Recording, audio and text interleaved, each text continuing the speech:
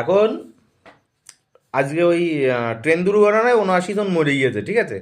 তা একজন বেঁচে আছে। এবার সাংবাদিক গিয়ে জিজ্ঞাসা করছে যে হচ্ছে ঘটনাটা কিভাবে ঘটলো, মানে এতজন মারা গেল, তুমি বেঁচে আছো।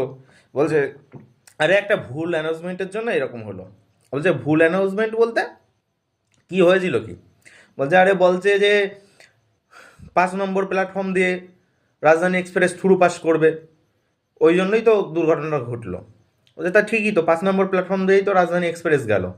বলছে হ্যাঁ, তা প্ল্যাটফর্মের উপর দিয়ে যাওয়ার কথা বলেছে, সবাই ভয়ে নিচেই নেমে পড়েছে লাইনে। পরে দেখা যাচ্ছে যে লাইনের উপর দিয়েই ট্রেনটা গেল, তখন ৭৯ জন মরে গিয়েছে।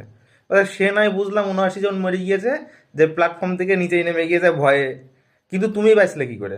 বলছে হুস, আমি তো মরার জন্য আইলাম, আত্মহত্যা করবো বলে আসিছিলাম, যেই অ্যানাউন্সমেন্ট শুনলাম যে ৫ নম্বর প্ল্যাটফর্মে আসছে, আমি আবার লাইন থেকে উঠে প্ল্যাটফর্মের উপরে উঠলাম। কিন্তু প্ল্যাটফর্মের উপরে যখন উঠলাম, দেখলাম নিচে সব লোক নেমে যাচ্ছে, আর আমি উপরে রয়েছি, কিন্তু সব লোক খাইটে গেল, আমিই বেঁচে গেলাম। যে মগা খাইছে রে।